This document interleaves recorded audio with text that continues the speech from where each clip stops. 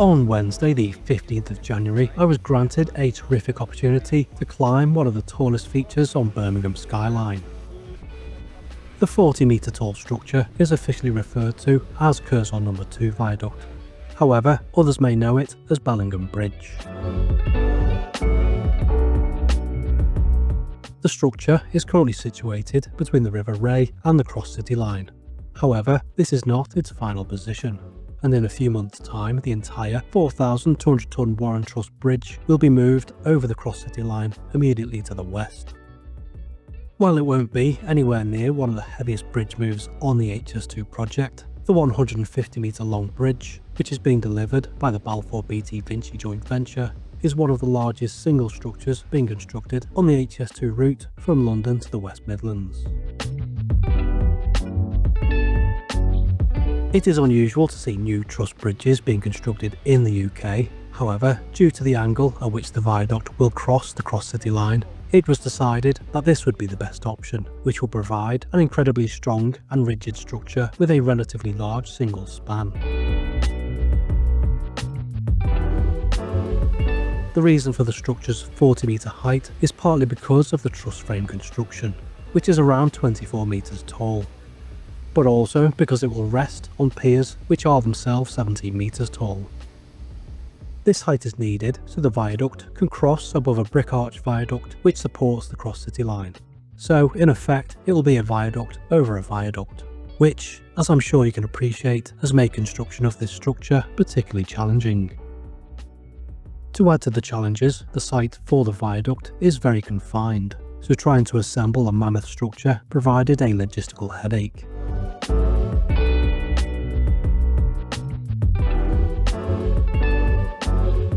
The truss frame has been taking shape for the past 18 months and is now close to being completed. The truss is formed from individual steel sections which were manufactured in Portugal. They were then transported by road to Birmingham once they arrived in the UK. The question of using British-based companies has come up in past videos, as I know people would prefer it if everything was produced here. However, the scale of HS2 meant that it was not always possible to find UK-based companies who could manufacture weathering steel sections within the time frame required.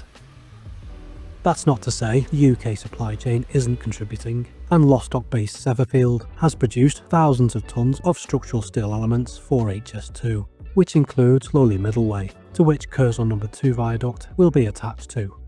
I released a video about Lowly Middleway last year, and I'd encourage you to watch that if you haven't already.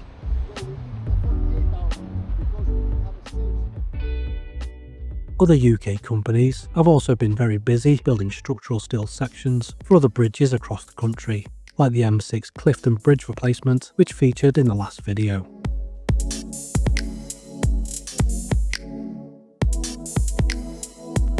Unlike other older truss bridges, which are often held together with plates, rivets or bolts, the truss frame for Curzon No.2 Viaduct has been entirely welded together. This required a total of 29 linear kilometres of welds, with a combined weight of 18 tonnes, just for the welds alone, which is phenomenal. The vast majority of the welding for the structure was completed at the factory, while a lot of the on-site welding took place at ground level. However, the steel elements ultimately had to be welded together at height, which meant that teams of highly skilled welders had to work at heights of up to 40 metres. They were afforded the relative luxury of enclosed platforms to protect them from the elements.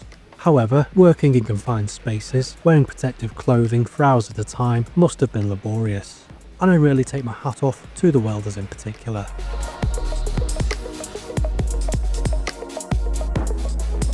The main structural steel elements were made with steel which is up to 70mm thick in some places. This meant that each of the joints required a full penetration weld, which required up to 35 passes, taking up to 4 days to complete. This is one of the reasons why the initial bridge move, which was scheduled to take place last year, was pushed back to May this year.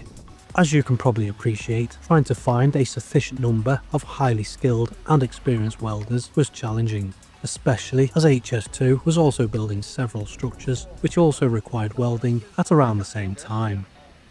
But the main structure is now complete and the final welds and inspections are taking place. BBV is therefore confident that the new deadline at the end of May can be met.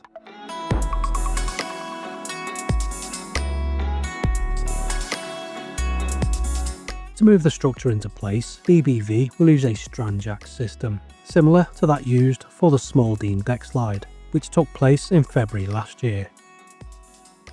The jacks will be placed on a pier on the eastern side of the existing railway.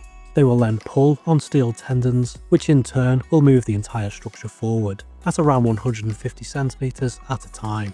After each pull, the jacks are reset and the process starts over again. This is repeated a few dozen times until the entire structure is in its final position. A further jack will be situated on a pier behind the truss, which will help to control the pull and maintain the position of the structure while the main jacks are reset. The bridge will initially be pulled close to the railway at night, starting from the 24th of May. Then a final pull will see the structure moved over the railway during a continuous operation between the 29th of May and 1st of June. This move will require a full possession of the railway during that time. Once No. 2 Viaduct is in position, BBV will then lift the remaining Lawley middleway span into position and attach it to No. 2 Viaduct. This move will also clear the way for the assembly of Curzon No. 1 Viaduct, which will be built where Bellingham Bridge is currently resting.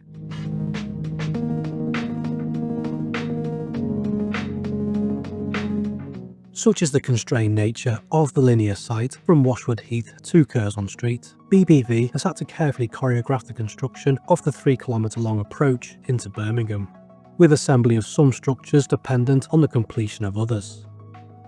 The next giant hurdle for BBV will be the construction of the 7,000-ton Duddeston Junction Viaduct, which must cross above the existing Duddeston Junction line and the entrance to the Freightliner terminal, which itself crosses above Duddeston Mill Road. Although the first deadline for the move of Curzon No. 2 Viaduct was missed, BBV are now confident that the new deadline of May can be met. Climbing the truss was a fantastic opportunity, and I must thank HS2 Limited and Balfour Beatty Vinci for the invite. It was technically work, but I never take these sorts of visits for granted. Just before I go, I'd like to say a massive thank you to the Patreon and YouTube members who support the channel. Your ongoing support really is appreciated, so thank you. If you'd like to add your name to the list below, there are links in the description. And quickly, just before I go, could I ask that if you found this video informative, that you please give it a like, as it helps my content to get noticed.